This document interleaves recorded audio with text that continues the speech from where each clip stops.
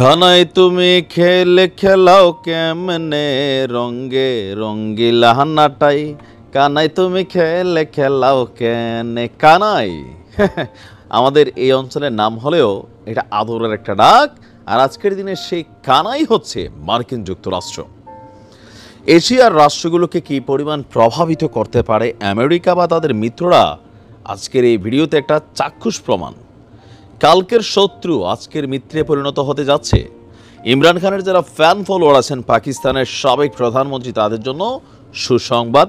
আমিও ইমরান খানের ফ্যান ফলোয়ারদের একজন, কারণ আমি চাই পাকিস্তান রাজ্যে এমন একজন মানুষ থাকুক যিনি বাংলাদেশের প্রতি পজিটিভ ভাইব রাখেন, শ্রদ্ধার একটা মেন্টালিটি রাখেন।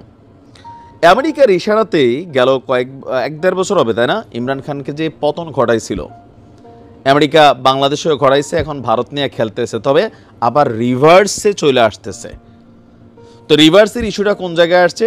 এই মুহূর্তে পাকিস্তানের মধ্যে শতাব্দীর সেরা একটা নেগেটিভ সময় পালন করছে। কেন? ইমরান খান জেলেবন্দি, অসহযোগ আন্দোলন ডাক দিচ্ছেন, সরকার পতনের আন্দোলন ডাক দিচ্ছেন, মানুষ মারা যাচ্ছে, সারা দেশ জুড়ে একটা অস্থিতিশীল পরিস্থিতি, তাদের টাকার মান কমে গেছে, জিনিসপত্রের দাম আকাশচুম্বী, দেনায় জর্জরিত, বিদেশে থাকা কয়েকটা এম্বাসি বেচা দিছে।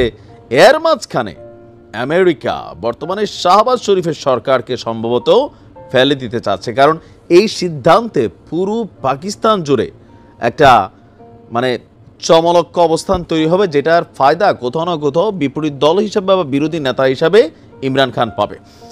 পাকিস্তানের জাতীয় বাজেটের উন্নয়ন খাতের জন্য দেশটির সরকারকে $100 কোটি ঋণ দেওয়ার প্রতিশ্রুতি দিয়েছিল বিশ্বব্যাংক।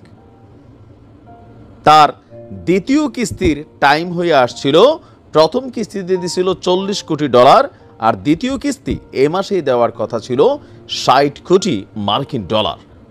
কিন্তু এটাকে হঠাৎ করেই বলা নেই কওয়া নেই, এটাকে বাতিল করে দিয়েছে এই মুহূর্তে পাকিস্তানের।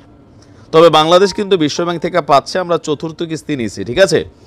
নিজেদের সিদ্ধান্তের ব্যাপারে বিশ্বের বৃহত্তম ঋণদাতা সংস্থাটি বলছে চলতি অর্থ বছরে পাকিস্তানের জন্য আর কোনো প্রকার বাজেট ঋণ তারা অনুমোদন করবে না। পাকিস্তানের দৈনিক এক্সপ্রেস ট্রিবিউন এক প্রতিবেদনে বলছেন যে বিশ্বব্যাংক যেসব শর্তের সাপেক্ষে পাকিস্তানকে এই ঋণের প্রতিশ্রুতি দিয়েছিল সেসবের কোনোটি পূরণ করতে পারেনি পাকিস্তান সরকার। তবে শেখ হাসিনার সরকার অন্য যাই কিছুই করুক, এরকম ঋণ টিনের বেলায় প্রয়োজনে এক হাত দিয়ে আনতো, আরেক হাত দিয়ে দিত, ওইখান থেকে আনতো, ওইখান থেকে দিত। বার ঋণ খেলাপ হিসাবে বাংলাদেশ কখনো বিশ্বব্যাংকের কাছে কিন্তু একটা নেগেটিভ ইমেজ তৈরি করে নাই। এটা বরাবরই ছিল, আবার আমরা অন্তর্বর্তী সরকার আসার পরেও দেখছি এটা চালু আছে। প্রতিবেদন অনুযায়ী বিশ্বব্যাংকের এই পদক্ষেপের অর্থ সংকটে জর্জরিত পাকিস্তানের জন্য একটা বড় ধাক্কা হয়েছে, কারণ বাজেট বিষয়ক ঋণ প্রাপ্তির পর নতুন আরও $200 কোটি আবেদন করার জন্য পরিকল্পনা ছিল পাকিস্তানের। কিন্তু বাজেট ঋণ বাতিলের জেরে নতুন ঋণের জন্য আবেদন পরিকল্পনাও আপনার এই মুহূর্তে আউলে গেছে।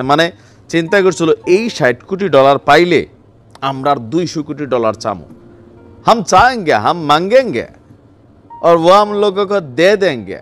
কি একটা মজার খেলা না? ধরেন সরকার আপনি যতক্ষণ আছেন খালি বিদেশ থেকে ঋণ করেন না, লুট করেন, আপনার নেতাকর্মীরা লুট করতেছে, এর পরবর্তী আপনি ফেল করবেন, ক্ষমতা থেকে সরে যাবেন, যেই সরকার আসবে সেই সরকার না মারা খাবে, ওই সরকারের উপর ঘাড়ের উপর দেওয়া যাবে। এটা এক অদ্ভুত খেলা আমাদের এই আশেপাশের দেশগুলোতে। বাংলাদেশও সেম, বিলিয়নস অফ ডলার আমরা ঋণ করছি প্রত্যেকটা সরকার যে যখন থাকে, আর এগুলো যায় কার? নেতাকর্মীরা লুটপাট করে পর জনগণের উপর দিয়া নানান ধরনের খেলাতে কিন্তু খেলে। এখন এই সিদ্ধান্তের ফলে যেটা হয়েছে যে পাকিস্তানের যে ইকোনমি আরো বড় একটা ধাক্কা খেতে যাচ্ছে। এখন বৈশ্বিক যোগানদাতা আর তো কেউ নাই, চীন। এর জন্য চীন হয়তো এখন যেহেতু আমেরিকা বা তার নেতৃত্বে বিশ্বব্যাংক যেহেতু একটা ভূমিকা নিছে, চীন হয়তো টুকিটাকি দিয়ে আবার পাকিস্তানের সাথে এই সম্পর্কটারে আর একটু পজিটিভ নিতে চেষ্টা করবে, যে দেখো দুর্দিনে আমরা কিন্তু ছিলাম, নে হাও, হ্যাঁ, বা সে ধন্যবাদ বলে কিন্তু এগুলাই করবে। তবে এই মুহূর্তটা কাজে লাগানোর জন্য সবচেয়ে বেশি চেষ্টা করবে ইমরান খানের দল বা পিটিআই।